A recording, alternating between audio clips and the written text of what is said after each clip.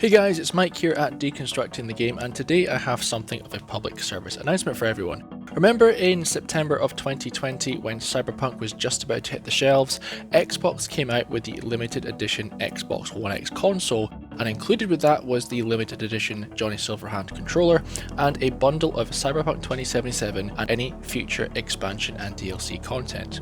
Now 5 months ago, CDProjektred came out and said that actually the DLC expansion is not going to be available for the older generation consoles, and they were going to be focusing on the current gen and PC versions of the game. If you go onto CDProjektred's website and click on support, you'll find a statement regarding the old generation consoles and their decision as to why they're not including it on the older generation consoles. Now this causes somewhat of a dilemma for those people who purchased this Xbox One X limited edition bundle, because they were expecting to get that expansion absolutely free. Now it's going to be a paid expansion, so what is going to happen according to CDProjektred is that they're going to reimburse people using Xbox Microsoft points, because obviously this console was an Xbox only thing. So instead of giving people full refunds in a monetary sense, they're going to give you the refund as a credit based thing on Microsoft Store. Now for some people this isn't ideal, and some people might think this is not fair, but it's been 6 months and we haven't really heard much about it. What I suspect is going to happen is that the DLC expansion will be released and the recommended retail price will pop up, and they will give people a refund based on the recommended retail price. Now, do I think that's fair? Personally, no, because a lot of people's decisions might have been swayed on this expansion being included in the bundle, and that's why they bought it in the first place. But they might add an extra thing to sweeten the pot. Who knows? But I think that's what's going to happen. They're going to wait for the recommended retail price, and then they're going to give you that in-store Microsoft credit. Now, I can't actually find any statement relating to this on the CDProjektred website at the moment, but you can look at this on the Games Rant website and it will tell you what CDProjektred came out with initially 6 months ago. Many people have already voiced their concerns about this game coming out on old generation consoles and how it should only have come out for current generation, or what was then the next generation console variants.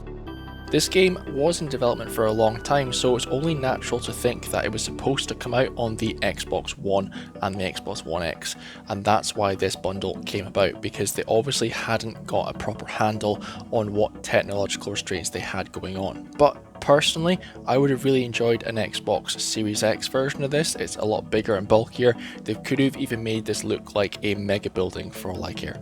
Having said that though, I have owned this since launch and I do really like the way it looks. I like the Johnny Silverhand controller, in fact I have 2 of them, and I like the sound effects and the lights on it as well, so it does look really nice. I have it downstairs in my living room, fully functional and wired up, and I play it for the older games and I play it for other things as well. So it's not a bad console and I really do enjoy it. I do have the current generation Xbox and I do have a PlayStation 5 as well, as of a couple of weeks ago. So we have options there. But I do realise that I'm very lucky in what I have, and that a lot of people don't have the financial stability or financial liquidity to pay for next generation consoles or top end PCs, and that's why a lot of people are frustrated. This might be the first time a game has launched where the DLC isn't available on the actual consoles it launched with. It might be a first in history among many things for CD Projekt Red with this game. But despite its downfalls, it has got a lot better with the patches, and hopefully patch 1.7 will improve the game even more, and the Phantom Liberty DLC will be very much worth the wait.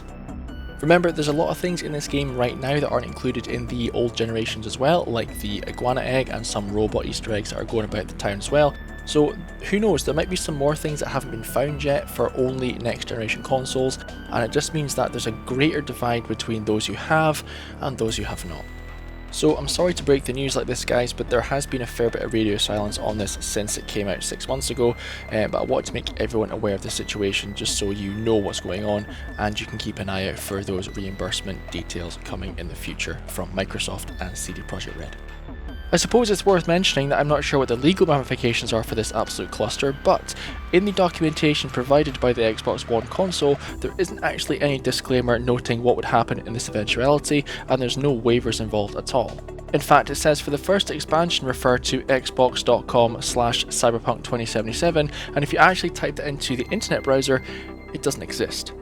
So legally speaking, I'm sure that they are obliged to give some form of refund after they sold it. It could be mentioned as fraud or misrepresentation or mis-selling something. I'm not sure what the legal term would be, but I'm pretty sure they should make good on this when the time arises. Hope you enjoyed this video, guys. I hope you found it useful, and I hope you continue enjoying Cyberpunk if you are able to, and I hope you're enjoying the content on the channel. My name is Mike, this has been Deconstructing the Game, and I'll catch you later.